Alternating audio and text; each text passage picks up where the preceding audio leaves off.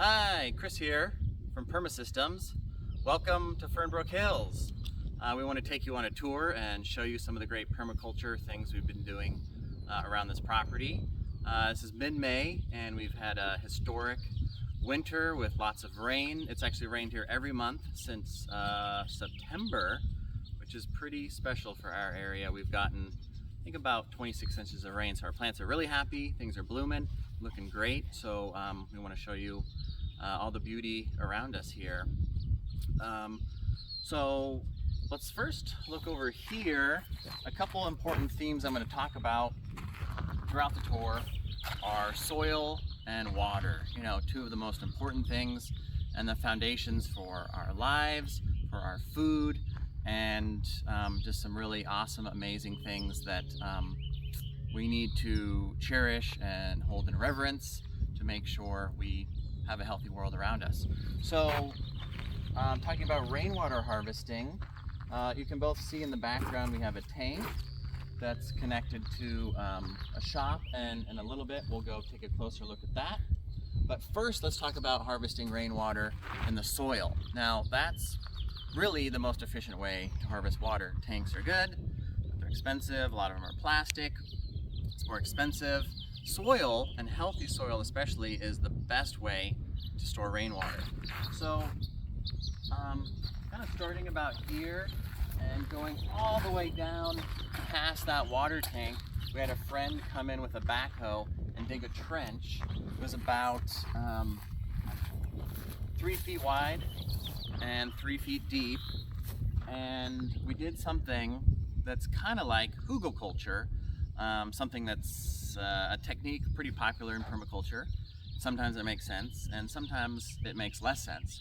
What I found here with hugelkulture is that it can work, but that we are in a really dry environment. We're here in backcountry San Diego County, a Mediterranean climate. It can be pretty wet, as we've seen the past few months, but we're gonna come up in summer and it's gonna get really, really dry.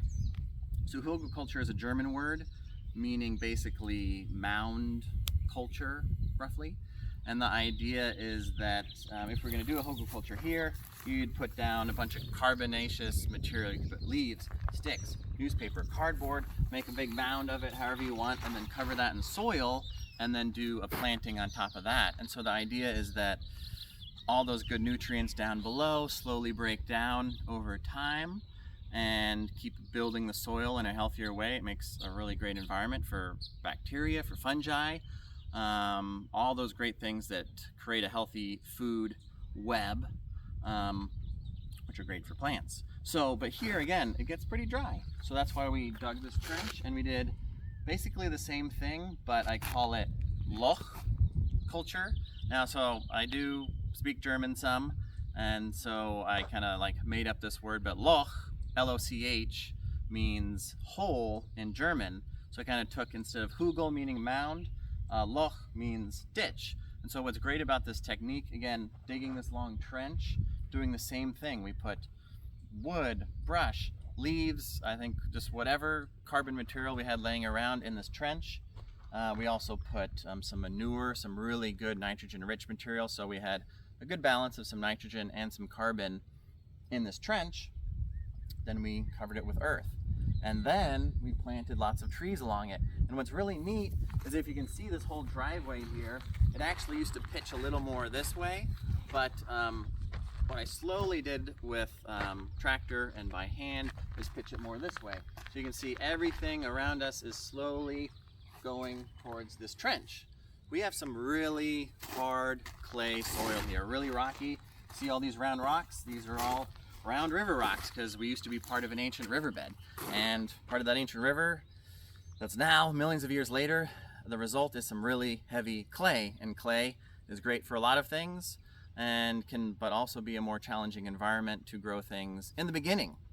But clay is great for building things, which we'll talk about later, and it holds on to soil, it holds on to, not soil, it holds on to water really well. So it's nice, once we get that clay hydrated, it stays wet a really long time, so that can provide good nutrients, good water for our plants throughout the summer. So the idea of this whole system is get the water to flow into this hugel, and then we have our whole orchard slash food forest past this spot. All these plantings we'll look at in a little bit. So this trench fills up with water, and the nutrients in the water slowly filter downhill towards everything over in this area. So that's just one kind of element of what we call passive rainwater harvesting. And again, it's about slowing water, spreading it, sinking it, and making it more available for plants as long as we can.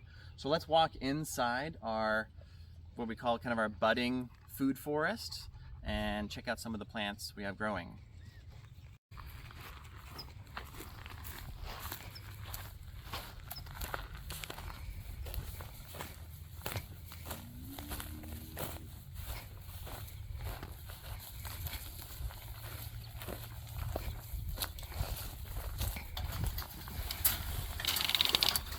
Welcome.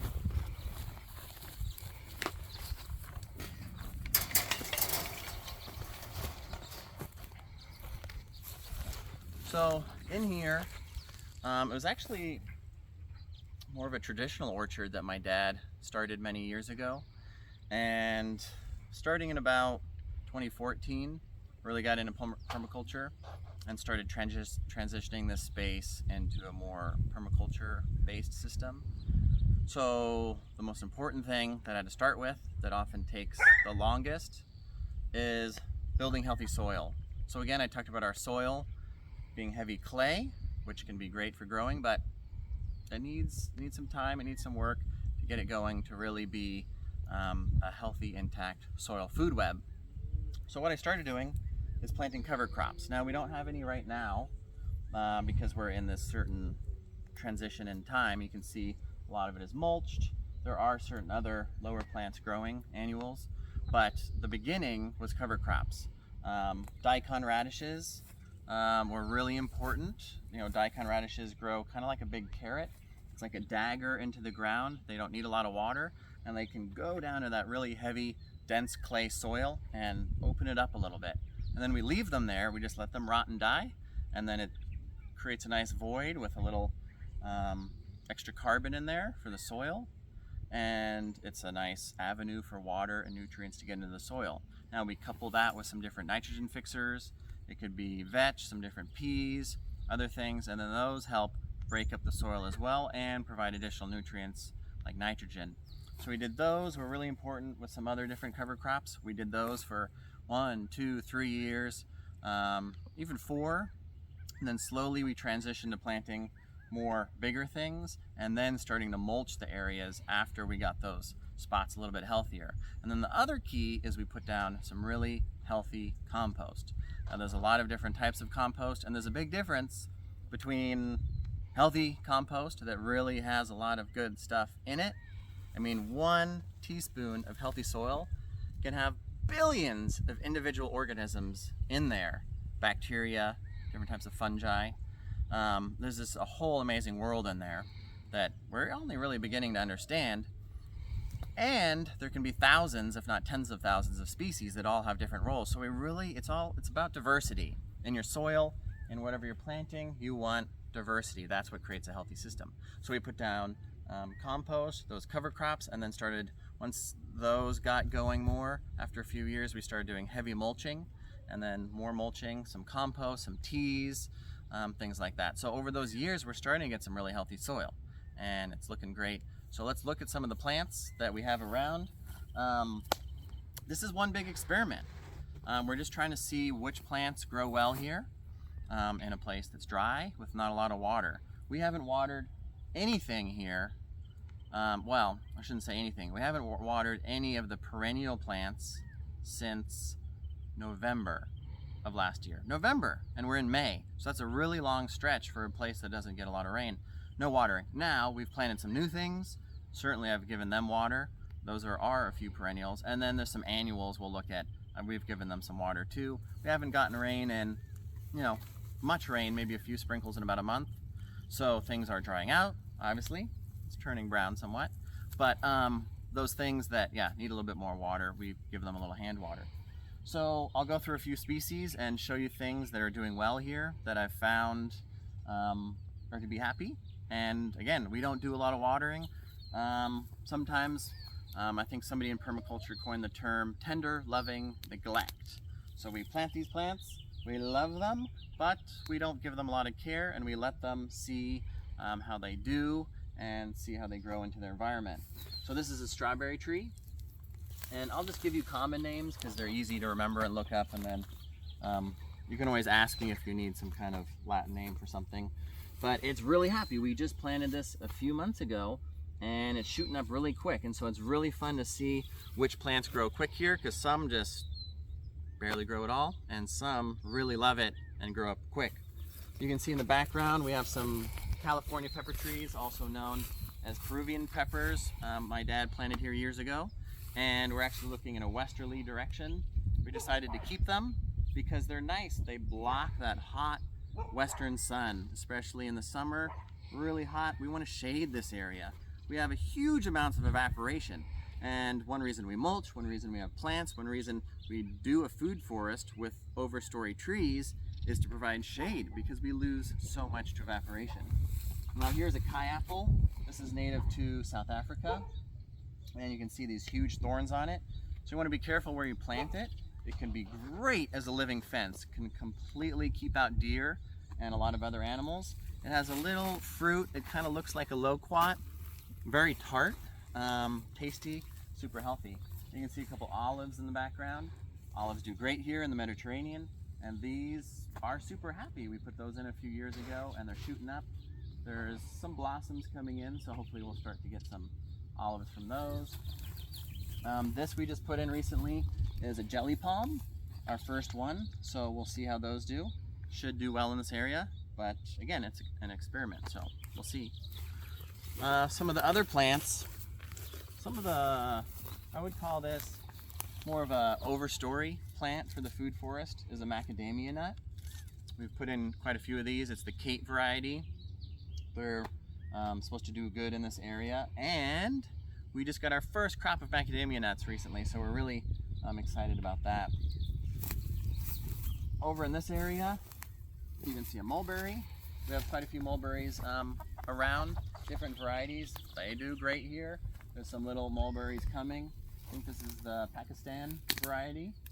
Super tasty and juicy. Then in the background, we have some pomegranates growing. We have pomegranates throughout the area. What's neat about this is the pomegranates are growing really well in some partial shade. So again, it's fun to experiment and see what can grow in partial shade. I'm finding that a lot of things grow quite well in the shade just because we have so much sun here. They get enough sunlight. So they're blooming. I think we're gonna get some fruit from them. They're pretty happy. We also have a stone fruit tree growing underneath this pepper tree. It's, again, an experiment. They grew together. I thought we'd leave it. You know, a lot of people say these California pepper trees can sometimes be a problem, and they can, but it's fun to see what grows together. Can this be more of like a mother tree, or a tree that helps support other things around it? Sometimes in permaculture we call those guilds, things that grow within each other, that grow together really well, that support each other. So again, we're just experimenting, seeing what happens. We got these nice trees here. Let's see what grows. Back in here, it's tough to see, but we have some dragon fruits growing. So we have these great trees. Again, this pepper tree is kind of like an overstory. And dragon fruit is a wonderful fruit that doesn't need a lot of water. It doesn't really like being in too much sun. So we thought this would be a great little shady environment. And where they grow native, they grow up trees. That's where they love to be. So we're going to use this tree like a living trellis. It provides support, literally, and also shades it and creates an environment that should hopefully be good for it. But again, it's an experiment, so we'll see.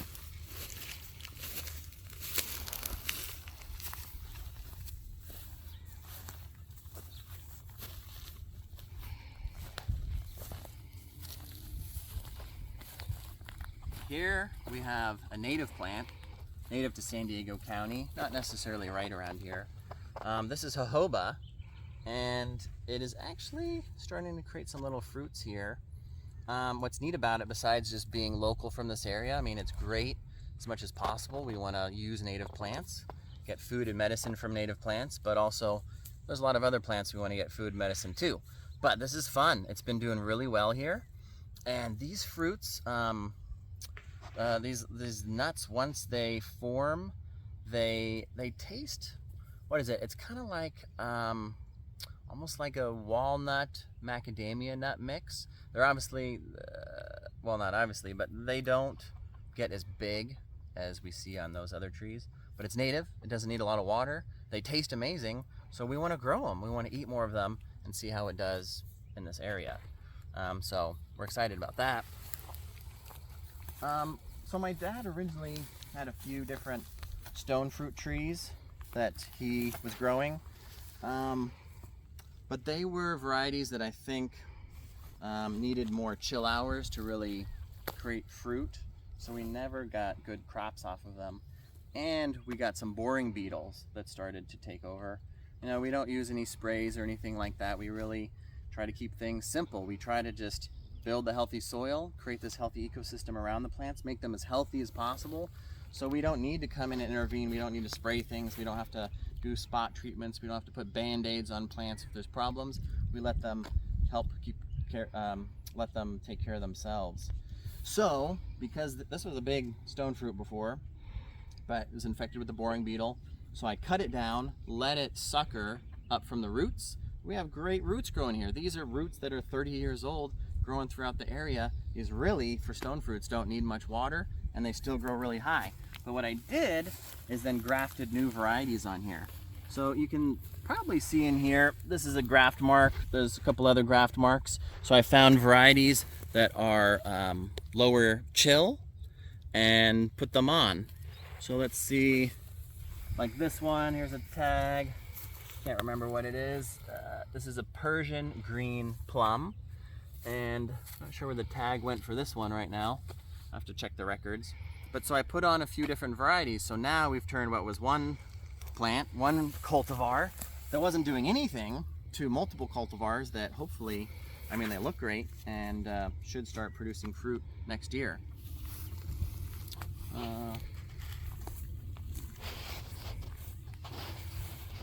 In this background, we have more Kai apples. We have more pomegranates, so we're trying to create kind of a big wall, a fence in this direction to again block that hot western summer sun. We have a fig variety that we found, something we really like, and we propagated that. Black locust, a nice nitrogen fixing tree, one that's going to be a nice overstory and help shade the area and fix nitrogen. We have this little cassia, another nitrogen fixer that's going to be a little bit more of a bush. Some people call it popcorn bush. It's flowers, smell like popcorn, so that's fun to have around. And again, you can see throughout the area, we have lots and lots of macadamia nuts. We also have some other stone fruits. We have some other citrus. So I've found that citrus can really do well with very little water. We water these just as little as everything else here, and they produce a lot of fruit. So I think citrus is something that it can take a lot of water. People that are doing production level stuff put more water on, but we're finding creating these really healthy systems for these plants, for citrus. They produce tons of fruit. You can see there's hundreds and hundreds and hundreds of little baby fruits coming in. So that's pretty neat. I think there's a lot that we're learning in this experiment that we can do with even more common cultivars. We're doing some rare things, but with more common stuff, we can change the environment they're in and still get really good production out of them.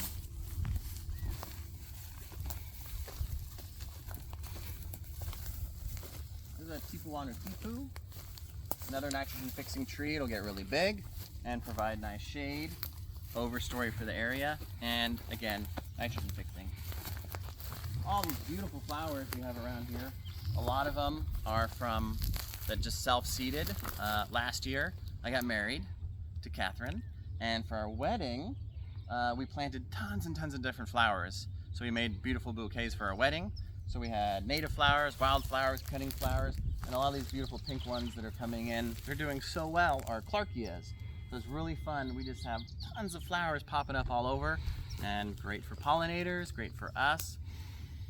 Smells amazing, so nice. I mean, that's a big part of our goal in our experiment, is see what we can plant. In the case of annuals, that's really easy. What's self-seeding? What grows strong here?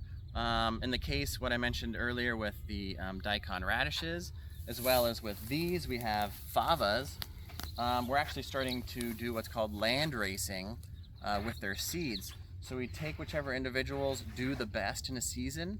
We collect the seeds from the best ones, the ones that have the biggest seeds, the plants that grow the biggest, that taste the best. We keep collecting those year after year, and after long enough, they get better and better every year. You keep doing that, and you're just letting nature stay in the driver's seat, but we're selecting on our own the best things that we like and that do well in this area. So you can see all along here, now favas, they're so happy. They're doing great. Now we have given these some water, but not a lot, and they're still doing really well. Hear that rooster in the background? So we have some chickens that just free range in this area, and it's great because they sound pretty happy, right? They get food. There's so much food in here for them. They eat bugs. We do have a lot of pincher bugs right now from all the rain, so they're eating all the pincher bugs, getting food, being happy, giving us eggs. So they're really great in this system. They can move around, push soil around, and we love their poop. It's great manure for the area and fertilizer. So this is a guava. It was quite cold this season. So a lot of these plants, like these guavas, more subtropical things, had a little bit of a hard time, but since it's warmed up recently, boom, they're just coming back and really growing well. So there's some different also perennial plants that are more perennial vegetables that we're trying to experiment and see how they grow. One of them in here is, let's see, where did it go? Is this Egyptian walking onion. What's really cool about that is that it's a perennial onion. So what actually happens is it's growing a bulb underneath, like a regular onion. It has all these great greens that are tasty, but you can see it gets kind of weird up at the top. It's like it's growing out again. So what happens over time is this onion, as it grows up and then starts to get a little weaker and older, as it'll fall down, and this will touch the ground and these little corms come off and grow a new plant. So the idea is it kind of walks from spot to spot, and it's super great. Perennial vegetables are things that we can plant once. They take less water, they get deeper roots, but they keep going, they keep going, they keep going. So one plant I'm excited about is a Chilean guava here, and we just put it in, and we'll see how that does, but that's a really fun, beautiful plant that makes great fruit. Next to our beautiful sunflower, these are just popping up on their own all around. That's really nice. It's less work. It's the individuals that are the strongest that are able to self-seed on their own, and they just keep going. This is another stone fruit. We did the same thing. Situation over there, put all these different varieties on it, and it's super healthy, doing fantastic. Show you real quick the background. This is a wahe tree, another overstory. Wahe tree actually comes from Oaxaca. That's where the name literally comes from, as is where the tree comes from. And it's a nitrogen fixer, and it creates these nice big seed pods with tons of seeds in there. And if you open it up and eat it fresh, they're like these rich green colors, and it tastes almost like this like spicy guacamole flavor. And that's what they use in Oaxaca for a lot of spices and mole, all these fantastic things, and you can just eat them straight raw off the tree. Oh, they taste so good. You can make dips with them.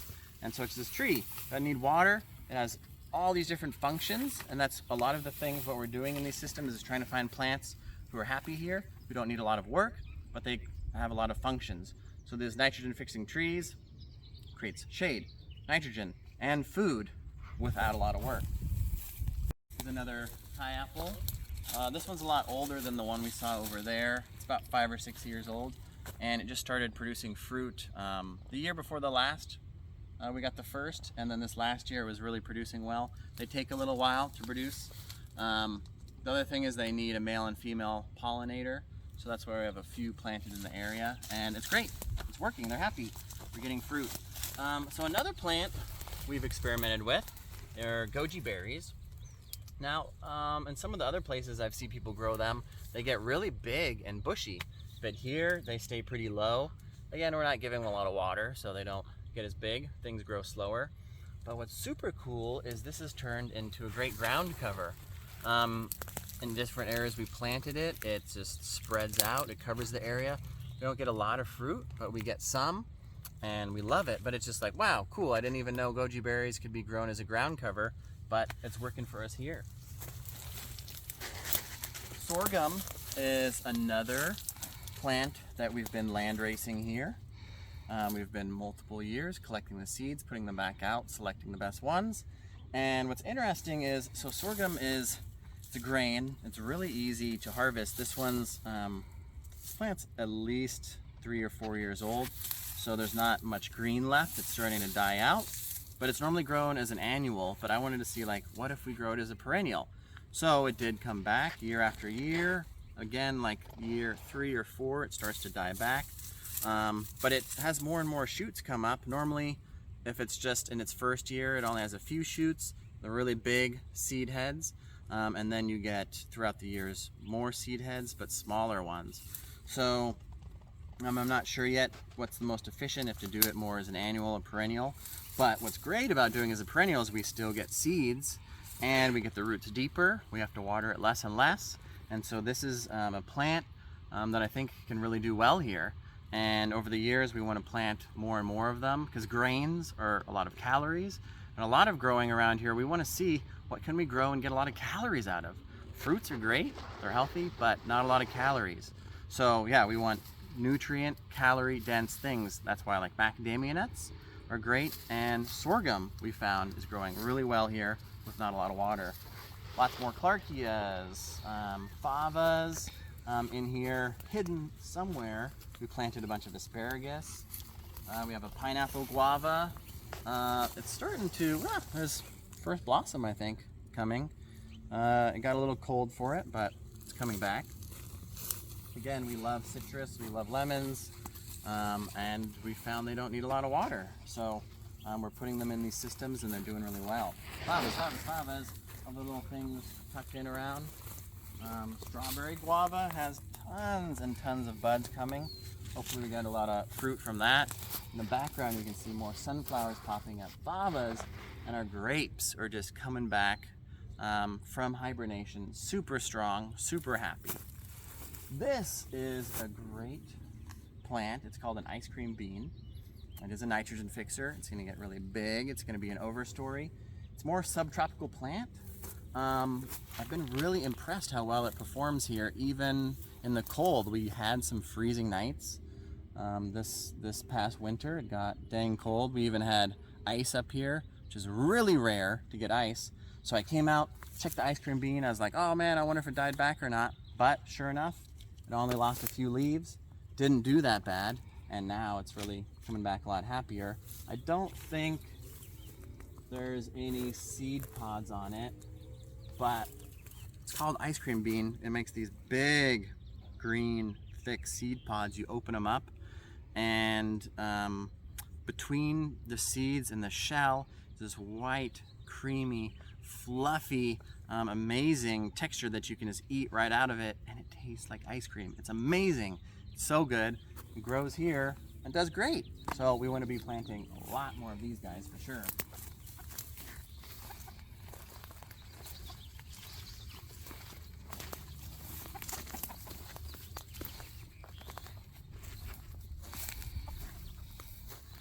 This is a Palo Verde tree, another overstory.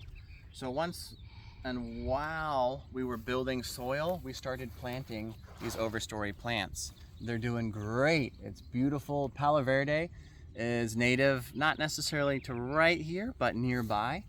And this is one of the fastest growing tree species I've seen on our property. It does have spikes, so you got to be a little mindful where you plant it. But like I said, nitrogen fixer, grows fast, overstory.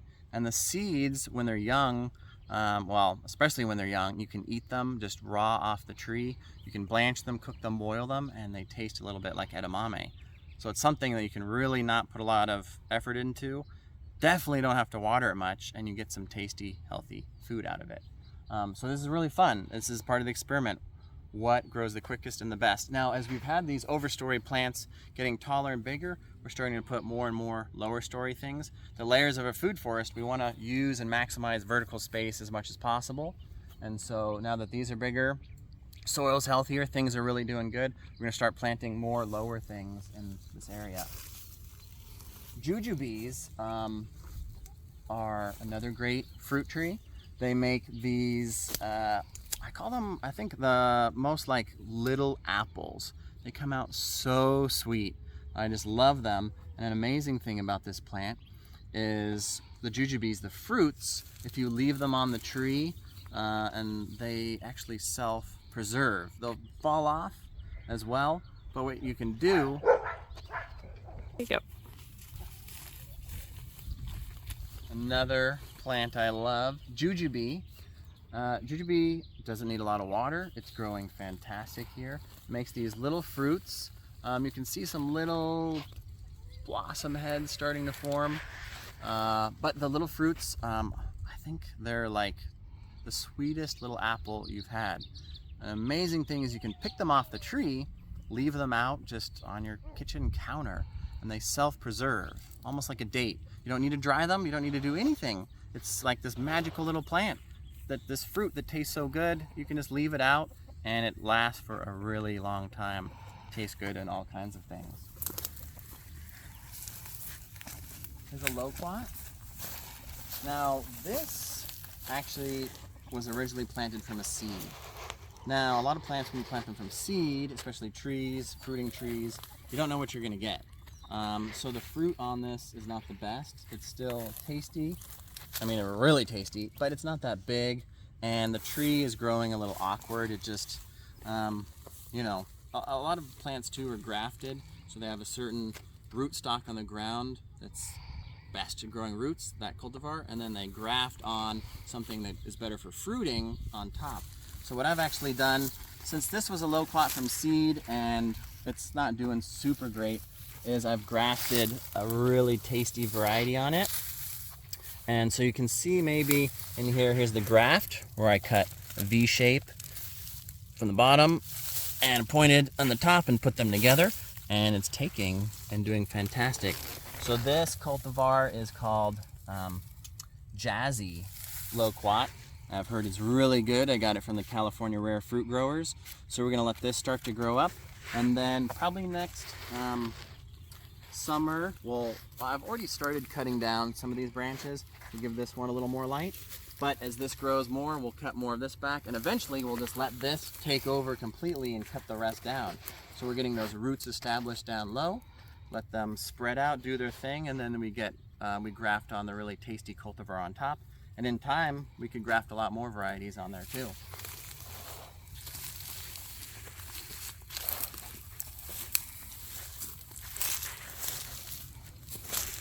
I'm just gonna walk out to the gate and keep filming. I think that's pretty good for in here, right? Mm-hmm.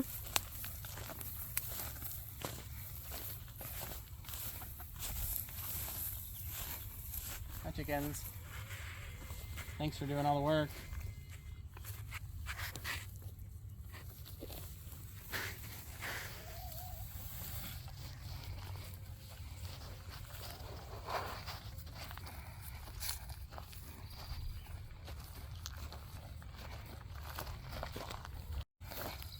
So we started off talking about some passive rainwater systems. We talked about what I call loch culture. Again, that's like the whole method of hugelkultur, digging down and putting things. So here is still a continuation of one of the examples where we put that trench in and did hugelkultur, but again, underneath the ground. Things are doing great. Look at all these sweet peas.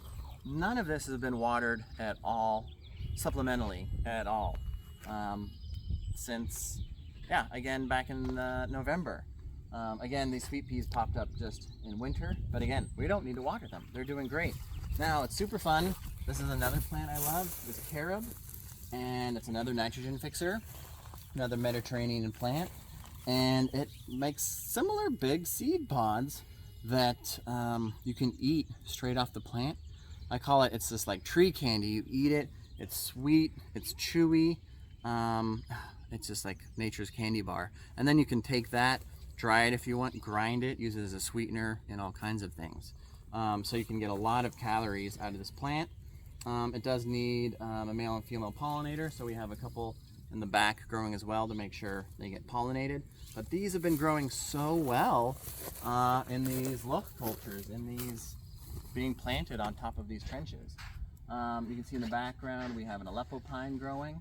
It's doing great. There's a pomegranate. There's some more macadamia nuts. We have a Chinese elm that we found is a really beautiful, great overstory tree that just grows quick and easy and does good. But what I want to show you here, there is a pipe behind me and a big tank. And so this tank is connected to this roof over here. And we'll go over there in a minute and check it out. But the water from that roof comes into this pipe, goes up into this tank. It is completely full. I mean, this tank, even from this big roof that's about 2,000 square feet, having another tank on the other side, we could have filled these up over and over again this winter. But we didn't really need the water during that time. That's why we have multiple tanks and why we have big tanks, so we can store up this water, save it, and then use it for irrigating later in the summer when things dry out. But we haven't even needed it yet. We're still saving it. And rainwater is amazing. It works so much better than municipal water, even better than well water. Plants love it and grow so much better and quicker and happier on rainwater. So we want to save some of that. So this is what we call active rainwater harvesting versus passive, which is when we harvest rainwater in the soil through earthworks or other methods. Even mulching is kind of a type of passive rainwater harvesting. But saving this water for later, what happens if this tank fills up is we need an overflow. It's really important to have the same size overflow as what's coming in.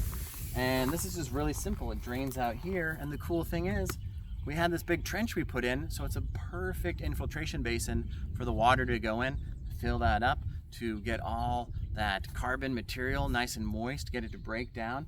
And then again, we're uphill from all our plantings. This is another area we're slowly going to plant out, and all that water, all those nutrients just slowly go down the hill. It's just wonderful. You gotta use gravity to your advantage. It's nice to have your tanks a little higher in the landscape.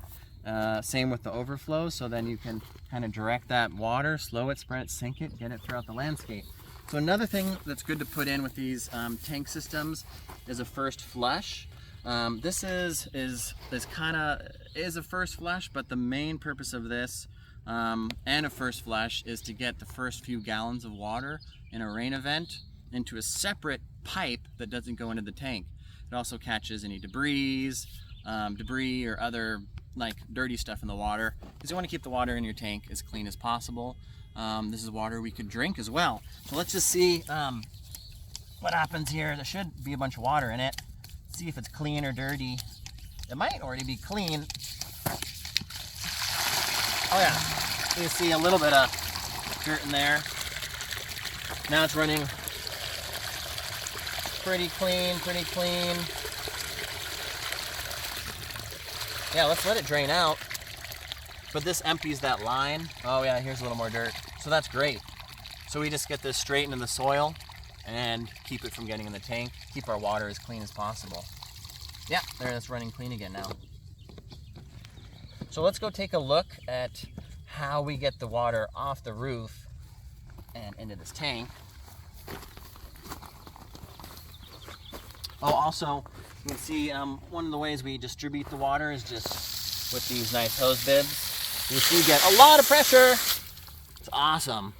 But these are full port hose bibs, which are really important so they don't constrict the area where water comes out, so you get that good flow.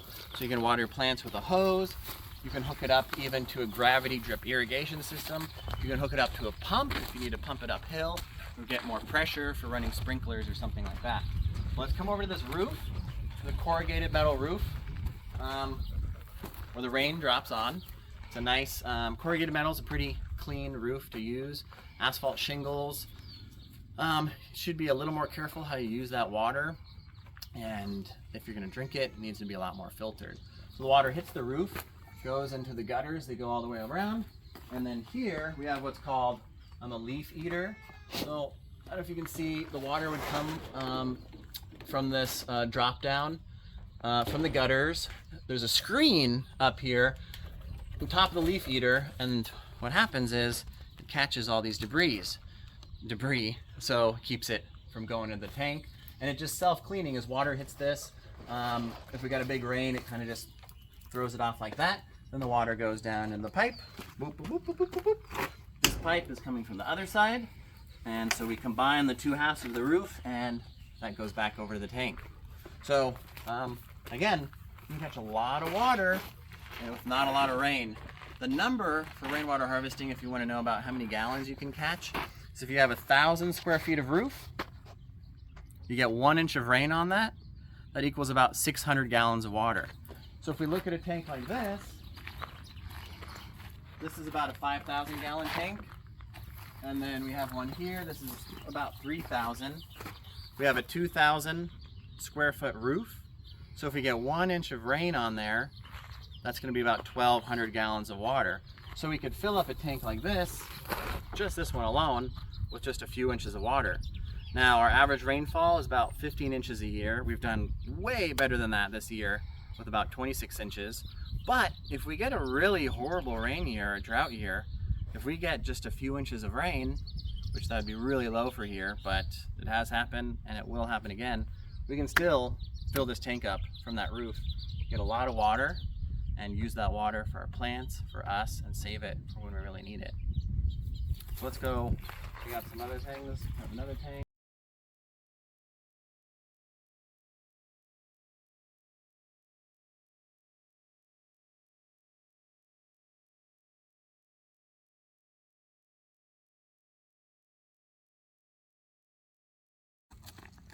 Here we are at what we call the observatory, which includes Catherine's she shed, and which is a shipping container that I've modified, and I'll show you how I did that.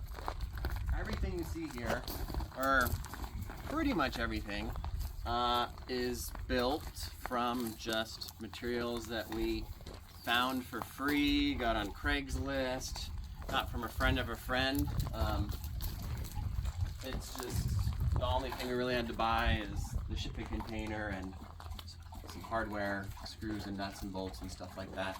So even all this beautiful wood that you see here, these slabs, all of this wood that we built is actually reclaimed wood from trees that fell around San Diego County. So this is all eucalyptus. This, I'm not sure right now. I have to take a closer look at it. And pretty cool, actually, these little bits is actually from a palm. And so there's a great group called Lumber Cycle, based here in San Diego County, actually out in Ramona, not too far from here. And when a homeowner somewhere throughout the county has a tree that they need to cut down, instead of having it just cut down, mulched, chopped up, and taken somewhere, which still, wood chips are awesome, but what if we could take that wood and use it for something with even more purpose? So what they do, if a homeowner, like I said, has a tree they want to cut down, Lumber Cycle comes out. Sometimes they help cut down the tree, sometimes not. But anyhow, they take the chunks of the tree, the big, long, round sections, and they mill those into usable lumber.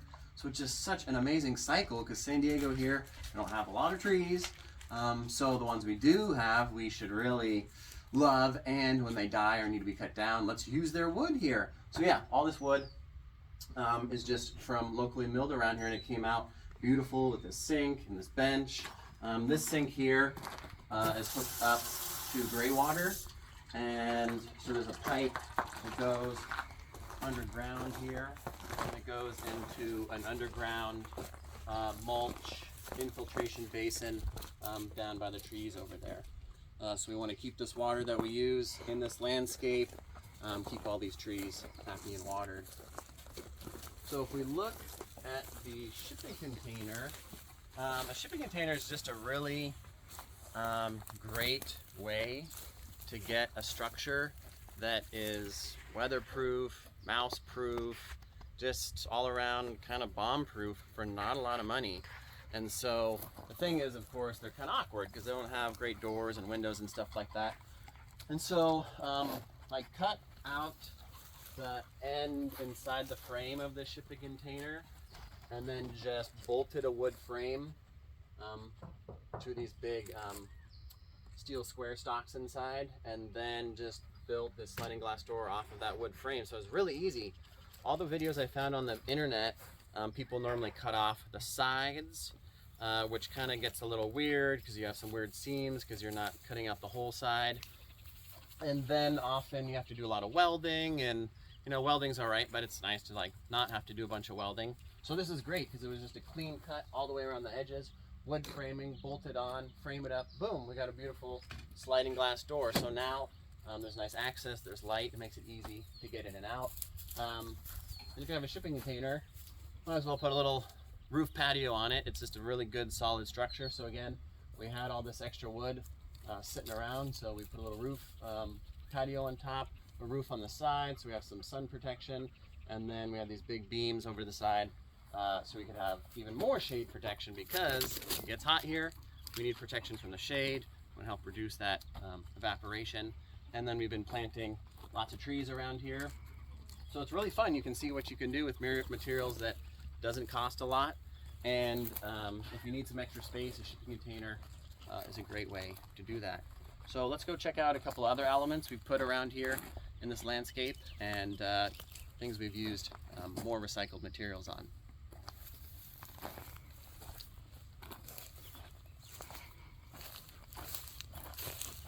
You can see we've been planting pomegranates, bottle brush, different mulberry trees, pine trees, things that are really climate appropriate here that are going to do great with not a lot of water. So we love having trees around. So this beautiful little unit here is what I call the eagle's nest, and it is a compost toilet. And so it's not a composting toilet because the composting doesn't take place in here, but we actually have some big bins underneath the seat there where our waste is collected, and then we compost it in a different area, and after a certain period of time and a certain process, it turns into amazing gold. I mean, we just really, when we talk about using manures and things for amending soil, we're talking about other animals normally, but we also have great waste too, but gets a little weird and different, so we need to be a little bit more careful about how we manage it. But we can still take what we make, and when it's done right, we can use that for a soil amendment in the right situation. So trying to like complete these waste streams, waste cycles, we use sawdust from the mill to put in the bucket, and then the rest of the structure, this is corrugated metal, just from we got from people. The windows are from a really old house down in San Diego. They were just giving them away for free, so we thought we'd take them, and then they just fit right here on the house. So we got the compost toilet house set. Let's go follow this path and see what's down it. So we're walking along. You might notice there's a little bit of a trench here. It's pretty subtle, kind of like a little off-contour swale. And what we're going to see on the other side connects to this, and actually, well, I'll explain it in a minute. It'll make more sense. And if you notice, as we're walking, we have some herbs around here. Some couple types of rosemary, lavender, sage. And the reason is, if you want to come take a bath out here, you can pick your herbs along the way, give them a sniff, enjoy the smell, and even put them in your water with your bath so you can get a really nice, beautiful aromatherapy bath. And then again, this whole structure is just built from all of the wood, completely locally sourced and milled lumber. Almost all of this is eucalyptus, and so eucalyptuses are often not used for a lot of stuff, but it's actually really great, hard, strong wood.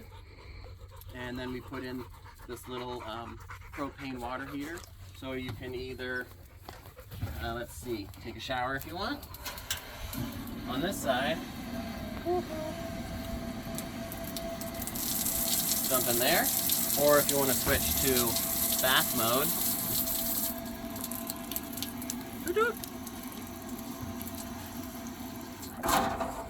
and then it's fun. We got these old security doors just for free at like an estate sale. We've planted some vines. They're going to grow up over that and make it really nice. And so then the water from this shower and from this bathtub enters into this off-contour swale that goes all the way around the corner. It'll water our plants in here. We're not done doing all the planting. We're gonna put lots more fun stuff in here. It's beautiful ceanothus growing here. But that water is on the back, stays on the back side, right in here, in this little trench. And then it's a long way, but we really wanted to be prepared if we got a bunch of people here, a big party going, a lot of people showering, taking baths, and there's a lot of available gray water. We want to be sure that we do the math for that and be sure that we slow it, spread it, sink it, and make it available for our plant systems over here. So if there was enough showers, this actually could fill up, slowly go all the way, enter into this pipe, and then eventually there's another underground mulch infiltration basin over here. The other thing is even just any rain or other water coming in enters into this system, comes along and drains underground here and helps support all our plants. We want to give them as much rainwater as possible because again, we don't get a lot of rain, but when we do, we want to get that in the ground, make it available for plants, make it available for our soil, and keep our soil and our plants happy and healthy. So on our way down to the cob house, cob cabin, I had to stop and look at this beautiful plant, yucca. That's just beautiful, amazing plant in so many different ways. And it's a native plant that we have growing here. I don't know if you can see some big spikes down below, but there's a lot of amazing things about it. One, it's edible. The flowers are edible, the stalk is edible when it's younger. And it's funny, when the stalk is pretty small like this, it actually looks like a giant asparagus crown, and you can cook it kind of like asparagus, and it doesn't really taste that much like asparagus, but it has some of that overall crispy moistness that you can find in asparagus, so it's really tasty. The plant, the spines on it are actually great for making cordage. I've made it before. It comes out really strong.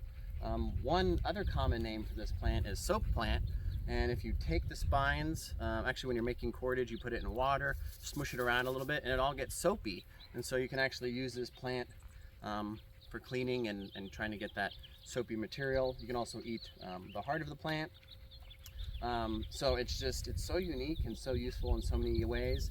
The Kumeyaay people, who is really important to acknowledge, they are the indigenous people that have lived here for thousands and thousands and thousands and thousands of years. They are the true permaculturalists. No matter what permaculture really means to you, means to different people, different words. Some people use regenerative agriculture, sustainable this or sustainable that. If you want to look at a people at a culture who truly lived in a real permaculture way, the way that we try to learn from and move towards, those really are the Kumeyaay people. And permaculture, it's so important in the design part of it is observation. Observation is key. And so like I've lived on this property like around 30 years. I know a decent amount, but could you imagine having a culture and a people who have lived on this land and passed down stories for generations, for hundreds, thousands of years, and the knowledge you would get about the plants and the animals out here. Yucca was an important plant to the Kumeyaay people, and it's important to us, and we want to learn from them and from it and use it for food and medicine and health. And an awesome thing, so I grew up on this property, and my dad, as long as I can remember, would collect seeds from yuccas. They have these beautiful black seeds, and you can get tons of them. These all just turn into big seed pods. He'd collect tons and tons of them and spread them all around the land here, all over the place. Oh, morning dove. Spread it all over the place here. And so it's so cool to think that my dad had a role in having a relationship with this plant and cultivating this plant and getting it to grow better and more on this landscape. So we see them all over the place. They're popping up. And so I think about my dad, I think about the kumei, and it's just awesome, this cycle that's happening. And that's kind of part of permaculture, is what's the smallest effect you can do, or the smallest effort you can put in for the greatest desired effect. And so one thing is collecting seeds from a plant. You know, that can be pretty easy, spreading those seeds out, getting to know the plant, getting to know the landscape, and getting more of them to grow of a plant that is healthy and beneficial. So really fun, beautiful plant that we feel so lucky to have on this beautiful landscape.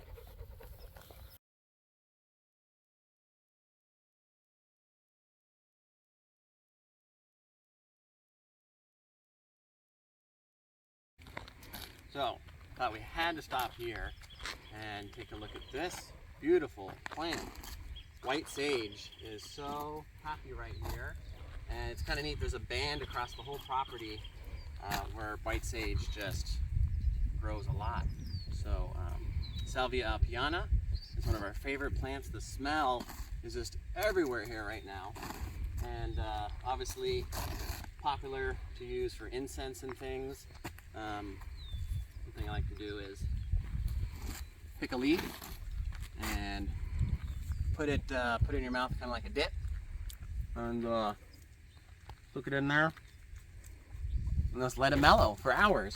It just gives you a little flavor and some nutrients, and really lets you enjoy that white sage flavor for a few hours. It's fun, and I'd like to think the kumei did it as well, or still do. So we've been planting a lot of different trees around here. Geez, I think we've planted well over 500 trees in the past 5 years. And so one tree we've been planting quite a bit of are coast live oaks, Quercus agrifolia. And so they are a really important, beautiful tree here. You can see one over here in the background. And so one of the most, or if not the most important food source for the kumei was acorns. If you buy calories, acorns made up something like, I think, 60 to 65% of their diet. Again, of course that's super variable, but just on average, you know, maybe 65% or so by calories. So it's really important. The acorns of oak trees are just incredibly nutrient dense, full of good fats, all kinds of healthy vitamins and minerals, and you know, and a lot of calories, and that's important. And we need a lot of calories, and that's something we've really been trying to learn and experiment with. Is sure, we can grow vegetables. We love eating lots of vegetables. It's not a lot of calories, but what can we grow around here that provides a lot of nutrient dense, calorie rich foods? So the answer, if we look to kumei, the original permaculture superstars, is right here in our backyard. Literally, oak trees are growing all over the place, and so we can collect their acorns, we can leach the tannic acids out and eat it. And once you get that tannic acid out, it has pretty mild flavor, and it's really fun. You can add whatever you want. You can go sweet, you can go savory, whatever direction you want, and really bring out the flavor of it, enjoy it, eat it, and got a really healthy food. So yeah, we've been planting lots of coast live oaks. We lost quite a few of them in the fire back in 2003, the cedar fire. They're coming back a lot on their own, but we want to give them an extra boost, so we're planting them, trying to keep them going and get more of these lovely trees growing in our property. So yeah, there's a lot of different things we've been planting. That's one of the main ones. We've also found that some different pine trees grow really well. They did exceptionally well in the fire. So we've been doing some Torrey pines, which is you know, a native, not maybe necessarily right here, but just towards the coast a little bit. And then we found some other Mediterranean species like Aleppo pine, Italian stone pine, that really grow good here. They did so well in the fire. After the fire, we had some of them pop up, So we really see those as like an early pioneer species. We don't necessarily want to cover the property in those, but we're getting to know the plant a little bit, and they could be great for timber. We can eat pine nuts off of it. So again, we're experimenting with these different species, seeing how they grow and learning with them over time, see how they react to fire, see how they react to drought, and then once we learn from those different things, we can get to know the species better and see if they fit in with permaculture goals and ethics. And you know, it's great to get to know all kinds of different plant species that grow well in this area.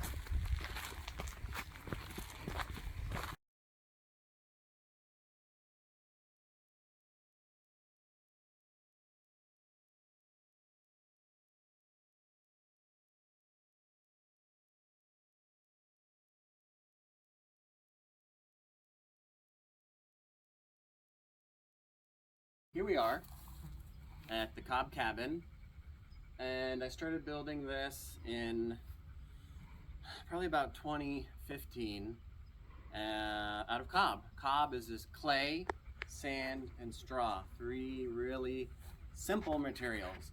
The clay was dug up from the property here. A friend brought over their backhoe and dug up some beautiful rich clay. The sand is from the pond over here. That was just some sediment caught in there.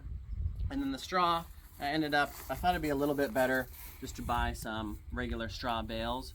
We could totally use this native grass too. And then it'd just be all local from right here. It'd be super cool. But I just didn't want to, I wanted to have something really consistent with the straw for building this house. So I decided to get these bales. You don't need much. It's a super cheap, easy thing to get. But it'd be fun to experiment with this grass in the future. The straw,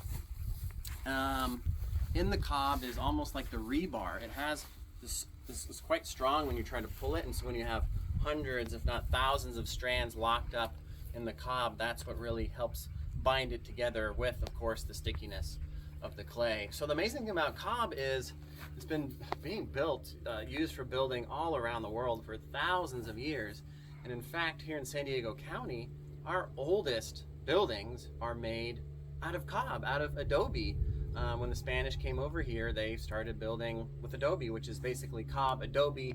You just make bricks, and then you dry them and cure them, and then build with them. But with the cob, when we mix up a batch of cob, we take that clay, that sand, that straw, we mix it together over on a rock. You might have seen earlier in the video, I found a nice flat rock near the house, put the materials there, I just drive over it with the tractor, and it turns into this, it's just this squishy clay material that's so fun to work with. And then we put it in layers on this wall, smash it with our hands. You might be able to see some lines here of slightly different batches. So looks like, I think here was a batch we did across, and down here was a batch, and we slowly build it up, let it cure, get a little bit harder, and put another batch on top. And then we take a level, because we can't just slap it on there that smooth, definitely not.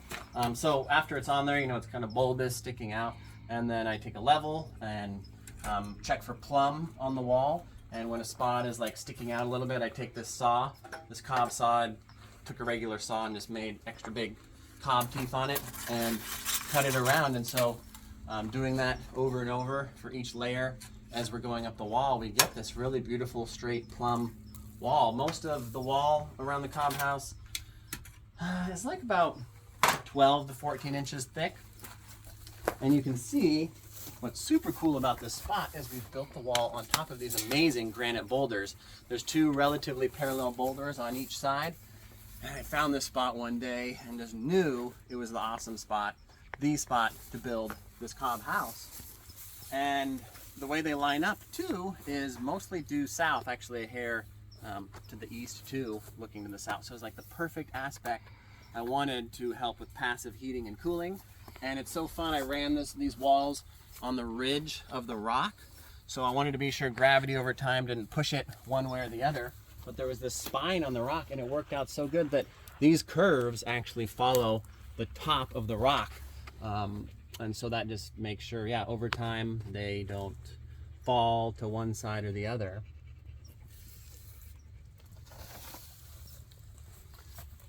And then on this spot, so for a while I was manufacturing ferrocement water tanks. Ferrocement is a cement building method that uses cement, steel mesh, to make a really strong, thin material.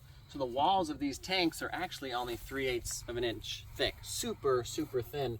So using ferrocement instead of traditional reinforced concrete, you use 90% less cement, 90% about less steel. So cement and steel, they're things you really rather avoid and not use, or rather just build everything out of cob.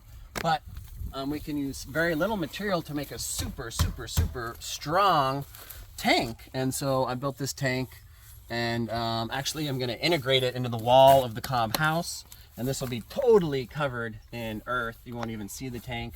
We're going to have a chimney come out of here eventually, and so you can see there is some wood. Like pretty much the vast majority of stuff here was completely free and local. Did have to either find or buy a little bit of wood, some hardware, a few screws, but all this wood you see here is going to be completely encapsulated in earth, in cob and clay plaster in the long term, because we want this to be as fire safe as possible. Fires are really can be a really dangerous thing here. They're part of a natural cycle, so we're always going to have fire. Fire is healthy. There's plants that rely on fire to live and propagate, and so we want to invite fire, or at least not suppress it too much. If it comes through the area, we want it to be able to burn through. We want it to do its job. We want nature to go through its process of succession. But what we need to do is be prepared. We need to build buildings that are fire safe. And so instead of building all our homes out of just wood frames, from wood that's from up in Northern California, Oregon, Washington, we can be harvesting local materials right here. And so right now, you can't get a permit to build with cob. We're not quite there yet. There's a lot of people working really hard on that right now, like the Cob Research Institute.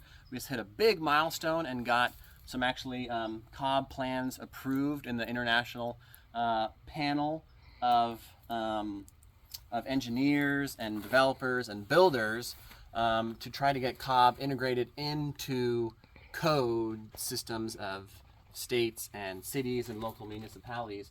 So kind of similar to straw bale buildings. Straw bale buildings are awesome in so many different ways, and that was only made legal maybe, I don't know, 12, 14 years ago. So now you can build a straw bale house, get a permit for it. So we're looking in the future of being able to build these types of structures and get permits for them. This is an education and demonstration structure. So we use it for teaching people. It's not, for people to live in. But what's neat about it is, again, looking for that goal to use local materials. Now, a lot of people think about earthquakes and problems with that. We do have some earthquakes in this area. We don't have like as big of earthquakes of some other areas, but it needs to be a concern. And so what they've actually done with the cob code that was actually passed by the panel is it incorporates a steel reinforcement structure inside of the wall. And so again, we rather not use steel, but it's really not that much that we have to use, and then we can make these super strong. I did not use any reinforcement in this, so it'll be interesting to see if we ever see any cracks or movement or things like that. But again, what are the oldest buildings in our entire county? They're adobe, and they're still standing, and they're doing great. And these materials are fireproof and bug-proof. You don't need to paint it all the time. These walls aren't going to rot away. So we can build our homes with local materials that's much safer, that stays cooler. Again, this window is facing due south, and we have this huge overhang here, so when we have the low winter sun, it comes over from here east to west, we're going to invite that sun into this space. There's going to be a huge sliding glass door here, so that passive heating in the winter is going to come in, heat up. We're going to put a nice earthen floor in here, and so it's going to come through this window, heat up, radiate through the window, heat up the floor. And I don't think we're going to need any extra heating in the winter. I might put in a little rocket mass heater in the corner sometimes if we need it. Then the other thing is passive cooling. So in the summertime, the sun is going to be way over in this side to the north, and all these big extra eaves and overhangs are going to completely block the sun from hitting any of these cob walls, even though they're super thick, we just want to be sure they don't heat up in the summer. We have so much mass, these giant boulders, all of these are going to help with that passive cooling, and we're not going to need any cooling in here. You're going to come in here in the heat of summer and it's going to be the most cool, comfortable little spot. Now up on the roof, these rafters, I've used 2x12s to span across, sitting on from one side of the cob wall to the other, just totally floating on there. In some spots I did tie it down just to be safe. It never blew off, but it's heavy enough that's not going to happen. It's being integrated into the cob structure. But with this 12 inch of space, we're going to put in what's called light straw clay. That's taking regular hay straw, and we dip that in clay slip, and then we'll have some boards to act as forms in here, and we'll smash that up in the wall. And when that's all compacted together and dried, that is like super natural, amazing insulation with a great R value. It's again fireproof, bug proof. When you compress that all together in the clay slip, there's not room there for oxygen, there's not room there for fires to push through, for bugs to be in. So we have this amazing insulation layer on top. So we want to keep sure we keep any heat we want in this building during the winter, any cool in the summer, so it makes it nice and cool. And then the whole roof, we're not going to go up there right now, is actually another big patio. We really want to maximize vertical space. So we talked about food forests, how we're using vertical space with different big trees, smaller trees, shrubs, ground covers, vines growing up there. We want to use it all as possible. Let's use the vertical space on our buildings too. Let's have our roofs that are already there function as well. We're making a roof. Let's do something up there. So we're going to have space up there to hang out and do things, and it's a really nice big flat space. The very top of this roof is going to be ferro cement. Again, a really thin layer of cement to just make this whole thing super waterproof, fire resistant as possible. Again, we're going to cover all the wood anywhere on the exterior with cob or clay plaster. We're going to use safe windows and doors and keep it as safe as possible. We're going to probably do kind of an elevated bed here. Again, maximizing vertical space. Have a fun little cave underneath, bed here. Probably put a little sink over here. Not exactly sure yet, but it's not a lot of space. It's maybe, I think it's about 160 square feet.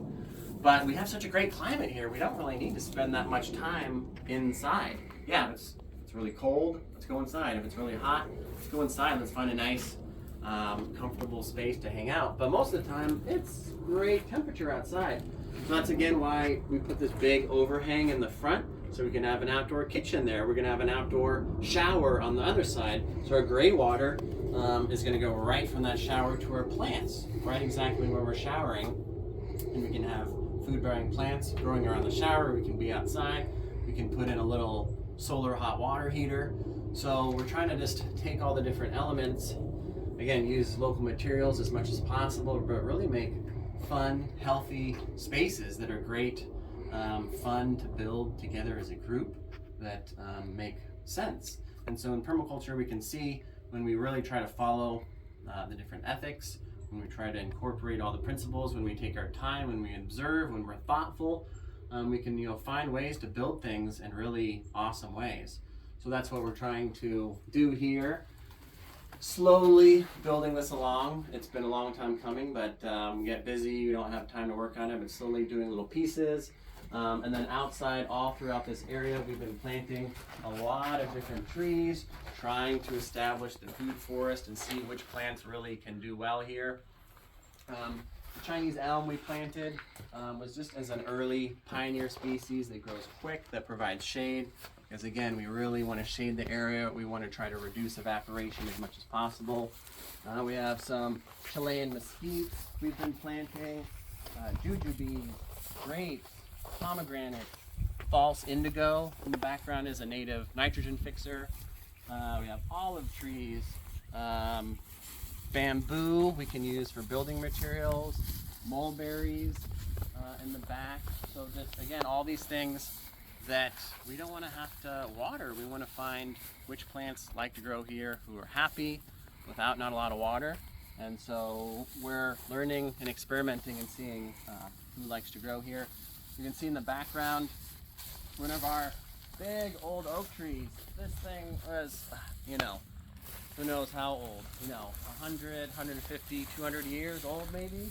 The spread of it was just amazing, but it burned in the cedar fire. So now we're planting, bringing back these oak trees, helping nature kind of move through succession. We are part of nature and nature is a part of us. So we want to try to be a part of it together. Let nature be in control of the path, but do these little things like even planting oak trees to try to speed things up a little bit. Nature in time wants to move through succession. Nature wants lots more big oak trees like this to grow. And in time, it'll happen, but it's slow. The seed bank, might have been burned up in the fire. We gotta get some more acorns going, get the right amount of weather and rain. So what we can do is, plant some more oak trees like this, give them a nice spot, a nice hole, maybe a little cage to protect them from getting eaten by the rats, which we found sometimes. The rats around here like to eat the oaks. Protect them a little bit, baby them just a little bit in the beginning, give them a little bit of water, and then once they start to grow up and get a little taller, we can just let nature be totally in control and start to get bigger and bigger. So we have a bunch of trees, these oaks growing around here, and they're doing well. And so we're going to keep working and keep experimenting and try to keep all these beautiful things happening.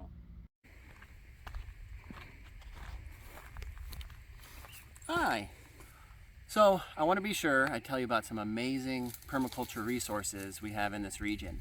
Around San Diego County, we have a lot of amazing groups and people working on all kinds of different permaculture projects. So I want to be sure you can connect with them. First is the San Diego Sustainable Living Institute.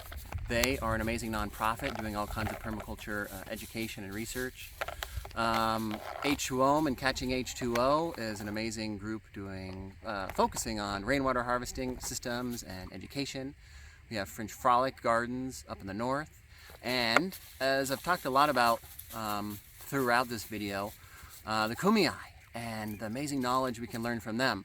So I want to give a big shout out to the Kumeyaay College that is part of the Sequan Reservation, and you can go out there, take classes, and learn about so many of these different amazing things, plants, animals, culture from the Kumeyaay.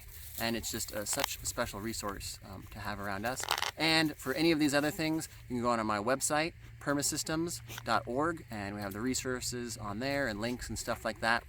So let's keep the amazing work going for permaculture in this region and throughout our country and across the world. Let's get out there, let's learn it, let's teach it, and keep it going. So thanks for checking in.